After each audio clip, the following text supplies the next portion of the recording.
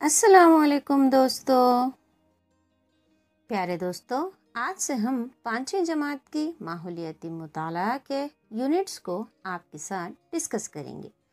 آپ ہمارے ساتھ ڈسکشن میں حصہ لیں گے نا؟ تو چلیے جلدی سے چینل سبسکرائب کر کے ہمارے ساتھ جڑ جائیں۔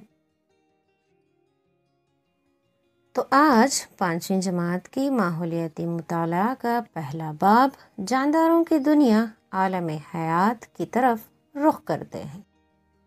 ہم سب نظام شمسی کے سیارے زمین پر زندگی بسر کر رہے ہیں اور ہمارے اطراف ندیاں، پہاڑ، جنگل، پیڑ پودے، حشرات، گھر، اسکول، سانپ وغیرہ جیسی اشیاء پائی جاتی ہیں اور اسی کو ماحول کہتے ہیں۔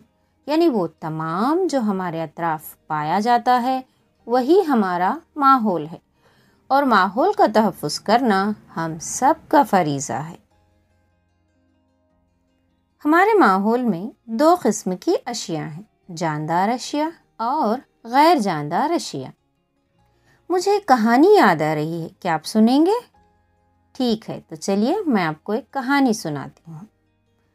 ایک گاؤں میں ایک کاہل شخص تھا جس کا نام سومنا تھا۔ اس کے پاس زمین ہوتے ہوئے بھی اس نے کبھی بھی ادھر کا رخ نہیں کیا ہوا تھا۔ دوسرے لوگ جو کچھ اسے دیتے وہ اسی سے کام چلاتا۔ وہ مونگ پھلیوں کا بڑا ہی شوقین تھا، خصوصاً تلی ہوئی پھلیوں کا۔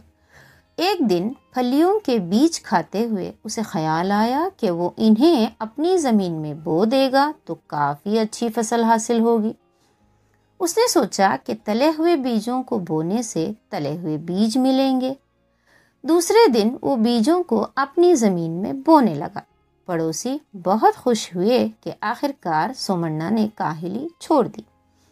وقت گزرتا گیا، ہر طرف سبز و شاداب پودے اگ گئے، مگر سومنا کی زمین میں ایک بھی پودا نہ ہوگا، ایک بھی مونگ پھلی حاصل نہیں ہوئی۔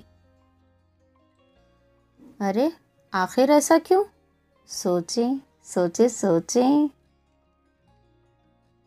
اگر آپ کو جواب مل جائے تو ہمیں کمنٹ کر کے ضرور بتائیں کہ آخر سومنا کے کھیت میں مونگ پھلیاں کیوں نہیں ہوگی۔ اسی سوال کے ساتھ آج کا یہ ویڈیو ہم یہیں پر ختم کرتے ہیں۔ آپ جواب ضرور کمنٹ کر کے بتائیں۔ انشاءاللہ اگلے ویڈیو کے ساتھ ہم جلد آپ سے ملاقات کریں گے۔ تب تک کمنٹ ضرور کریں، لائک کریں، اپنا خیال رکھیں۔ السلام علیکم۔